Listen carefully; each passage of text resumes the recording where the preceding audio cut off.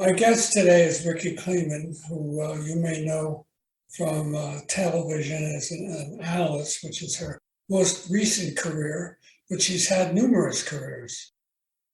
She had an early career as an actress, then became a prominent lawyer. She then became a teacher, and now she's on TV. Actually, as an analyst for CBS, for legal matters. And so I'm introducing you to Rikki Klieman. Hello, Dan. Yes, good to hear you. This is great to be with you. Let me begin by asking you to follow along on this career path that we just discussed. You were born and raised in Chicago, and how did you get into acting, and where have you acted besides just personally? I got into acting as a child. I think that I was of the generation where I had those Mouseketeer ears and would watch the Mickey Mouse Club on TV, and all I wanted to do was go into acting. So I started taking lessons in acting, in voice, in dance from the time I was about 4 or 5 years old, became a theater major at Northwestern, and then went to New York to be an actress and thought I was going to do serious work at places like the Public Theater or do Shakespeare in the Park. And one day I went to an audition, and there were about 200 women who looked just like me. As we were looking at the movie The Godfather, we were all 5'2" to 5'10" Mediterranean types. And I said, I'm going to be on this line for the rest of my life. So I thought it was time to change. What did you, in your acting career, what was your favorite role and where was it, even if it was regional? I think my favorite role was actually at Northwestern when I played Catherine, which was the Elizabeth Taylor role in the play rather than the movie, Suddenly Last Summer by Tennessee Williams. I think that was probably the pinnacle of my acting career in terms of my abilities and really in my joy at being able to tackle that kind of a role. Were your parents supportive, or did they think this was a bad idea? My parents were very supportive. I was a late only child. I was born after almost 18 years of marriage, after my father returned from World War II, and they went through adoption proceedings. And like many other couples, at the time they were looking to adopt, my mother became pregnant. So I was told at a young age that as a girl child, I could do anything I wanted. I could become president of the United States. Very few parents gave messaging like that to their kids. So when I wanted to be an actress, I think that they indulged me. So you decided that acting wasn't going to work. What did you do? I decided it wasn't going to work, and probably in answer to your previous question, I think probably my parents at that point were probably relieved. I came home to Chicago and I went to see a professor of mine from Northwestern because by that time, I think I was about 24 years old after college and after the 2 years in New York, and thought, well, now what am I going to do? I've wanted to be an actress for 20 years and I really wasn't prepared to do anything else, I thought. And this professor told me that I had done very well in his constitutional law class for undergraduates and I should think about being a lawyer. I responded to him that girls don't go to law school. And he said to me, no, but women do. And in those 4 words, that professor dramatically and forever changed my life. And I am grateful to him for the rest of my days. So did you spend about 10 or 15 years in the law or longer? Longer. I had practiced law for a total of 19 years in Boston after going to law school there. And I had an extraordinary opportunity that came out of my law practice because we had cameras in court in Massachusetts, I think since the early 80s. And by now we're in the mid 90s. And I had been approached by a network that was on cable called Court TV. And the boss of Court TV gave me a call to come down and be a commentator. I had no time because I was trying cases, and I said, I'll give you 2 days at the beginning of my vacation in 1994. And I got lucky that those 2 days turned out to be the O.J. Simpson preliminary hearing. And I think the rest is history. So I have been in television since 1994. Yes, but what you also had mentioned teaching. How did that fit in? When I was still in Boston, I thought that I really wanted to, in certain ways, give back. And I always thought it was smart to be around younger people and have their minds enrich mine.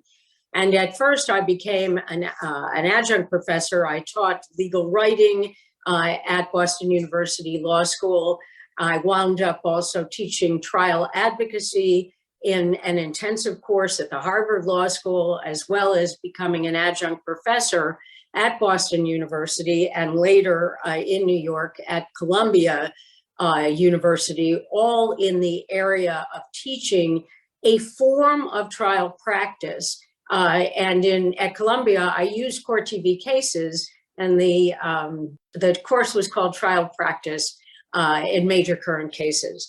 And I continued that work throughout my career by going to different states and lecturing at bar associations, because when I started, there were very few women who were out there to be role models for other women. All my mentors had been men, and I wanted to try to give young women someone that they could look at perhaps and take some knowledge from along the way.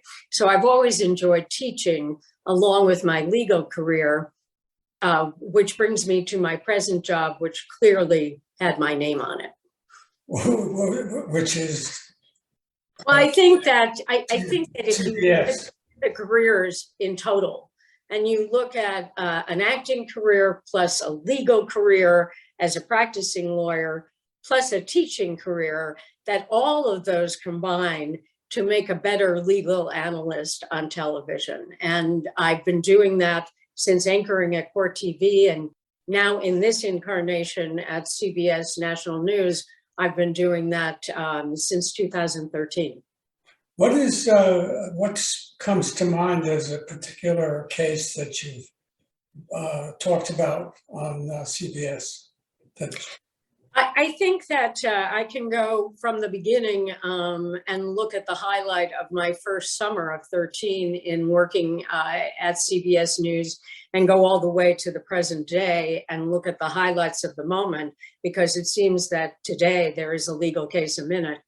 In the summer of 2013, there was a notorious trial up in Boston of a mobster named Whitey Bulger. Oh. And Whitey Bulger had been a fugitive for many, many years, and he had been captured in Santa Monica, California. He had been brought to Boston, and he was going to go through his trial in that summer of 2013. So I had the ability to go up to Boston, analyze. I'm not a correspondent, I'm a legal analyst. So you'd have a correspondent who would do the report of the day, and I would analyze the evidence, analyze the procedure, and what was going to come up in the future. It was an extraordinary summer. If you look at today, I think that these have been some of my most busy months. If you look at the year of 2021, I began with the Trump second impeachment trial, then of course the Derek Chauvin trial, just having finished Kyle Rittenhouse's trial, the Arbery case. Right now we have Ghislaine Maxwell, as well as Elizabeth Holmes, and finally now Kim Potter, all going to trial at exactly the same time. And I can see what the future brings, if there is going to be a trial, but certainly analysis of the horrendous school shooting in Michigan. So I have the ability to have a job as long as I continue to work hard, because unfortunately in our society, crime does not go away. Or pay sometimes. Or pay sometimes. Very, very well said. I had a question about Whitey Bulger, because it seemed to me he was kind of a mobster, fixer, go-to guy who took people out, something like that. I would say that Whitey Bulger certainly would have been called a mobster or a fixer.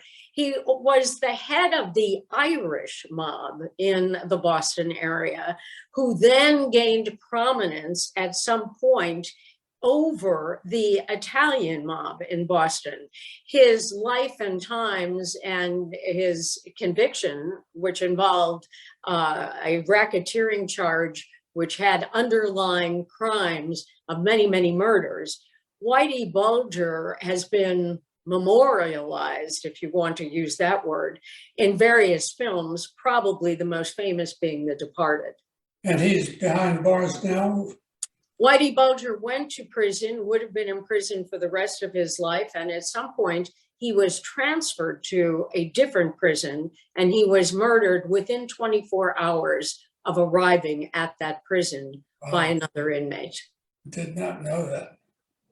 But that's not today. Some of the, I have a legal question I want you to analyze for me. When did shouting fire in a crowded theater become a right?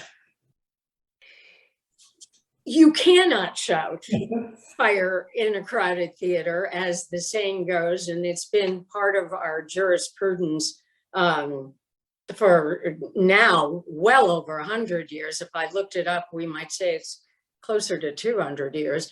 The idea is that we all have free speech rights.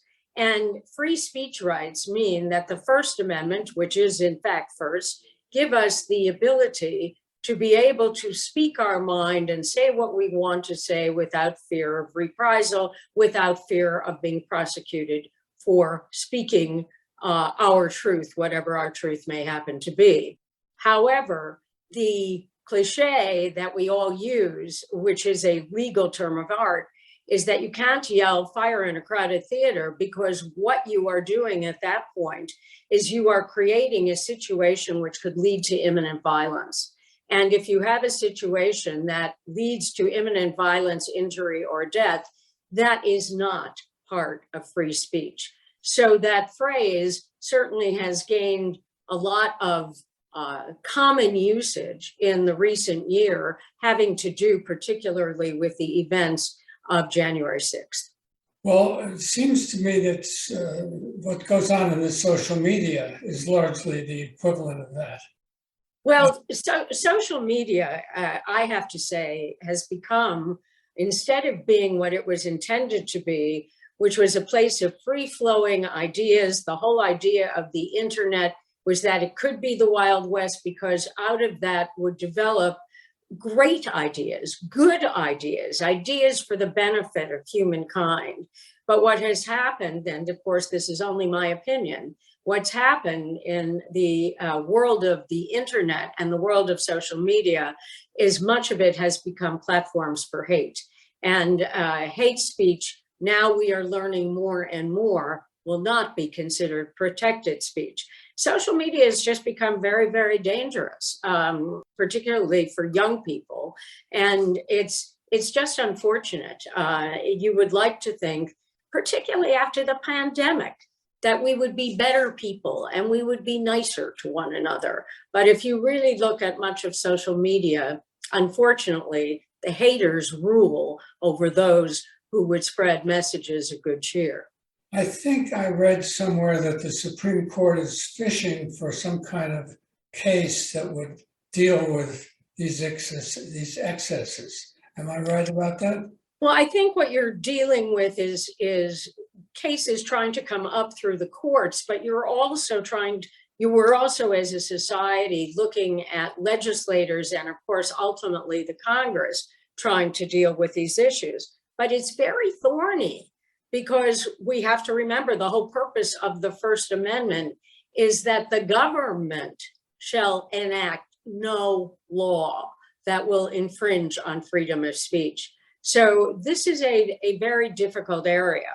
At one extreme, we have too much hate speech. And at the other extreme, we have cancel culture, where if someone says something that other people think is inappropriate, that they may be canceled forevermore. So we always see in society that things will go far to one side and then far to the other, with the hope that at some point we wind up in the middle.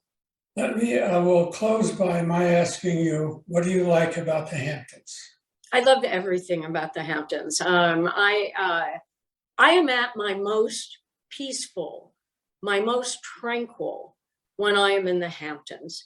I love, as all people do, I love the idea of walking, which I do and my husband and I do every day that we're out there, unless the weather is so inclement that we can't. There is no light like Hamptons light. There are no beaches like the Hamptons beaches.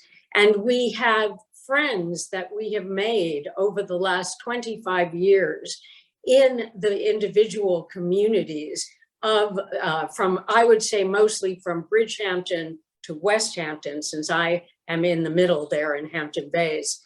And these are people who are great people. These are people who have grown up in the Hamptons and people who have family businesses. And I love being their friends. I love having them as my friends. On many a morning, you would find my husband and me having our breakfast at Sip and Soda or the Hampton Maid, or driving through the farm country to Estia's. And each of those three places in the morning for breakfast has its own character. And I'm glad that we are fortunate enough to be considered part of that. I would be happy if I never lived anywhere else. Well, that brings us to a conclusion of this podcast. And this is myself, Dan Ratiner, interviewing Rikki Klieman. And I want to thank you for being on the podcast and have enjoyed meeting you.